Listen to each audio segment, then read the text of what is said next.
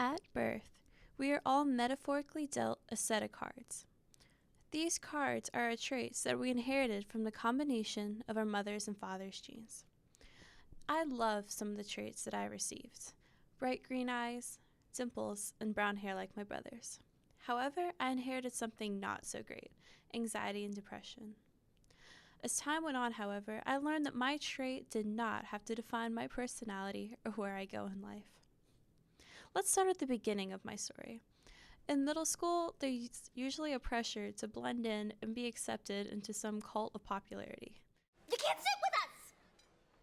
I was the new kid and generally more quiet and reserved.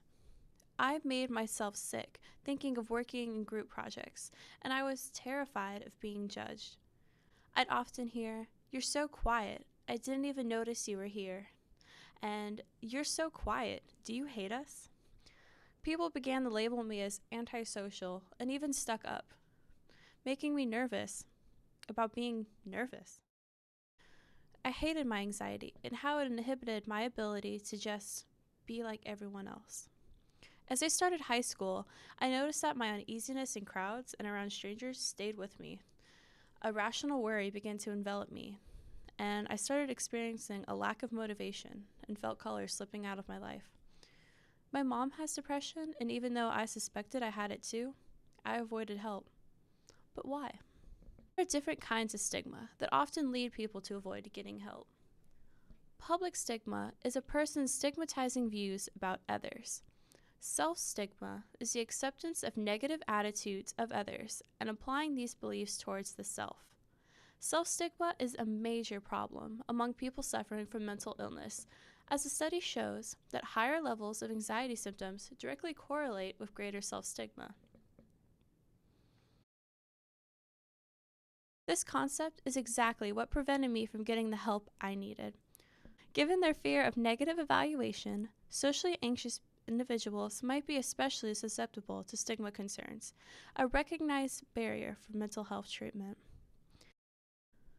I was so concerned that people would see me differently, almost as weak.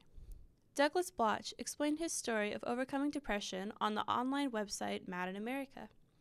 He emphasizes that I struggled to release the toxic feelings of blame, guilt, or shame that I had internalized.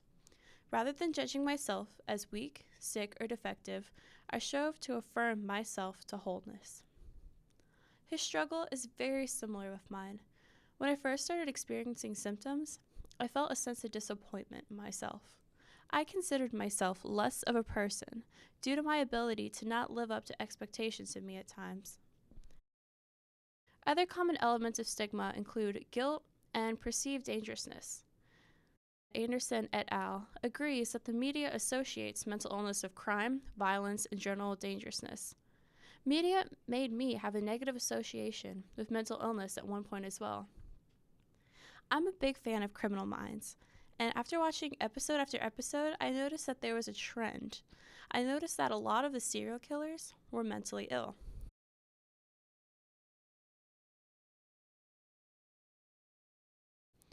A study just a few years ago found that 43% of Americans still believed that depression is the result of weak will or a deficit in one's character. Due to outdated beliefs like this, mentally ill people are still discriminated in the workplace. In fact, those with a back injury were viewed more favorably and were more likely to be hired than those with a chronic mental illness.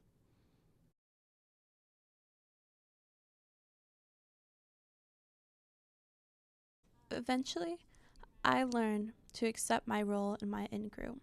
Alport explains in his article, The Formation of In-Groups, that an in-group is any cluster of people that have similar traits, values, and use the term we with the same significance.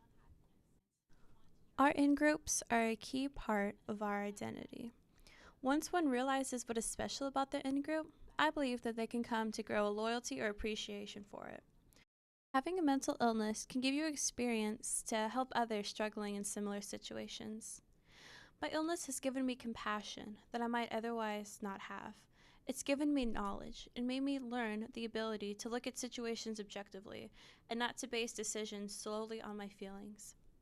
As a society, We need to do as much as we can to eliminate stigma surrounding mental illness so victims can feel like they can speak about their symptoms and get help.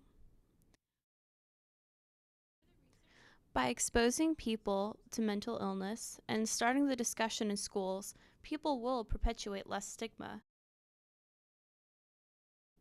Studies have shown that greater contact with and knowledge of mental illness predicted lower personal stigma for both anxiety and depression. The less stigma that society perpetuates, the easier it will be for victims of mental illness to speak out and get help.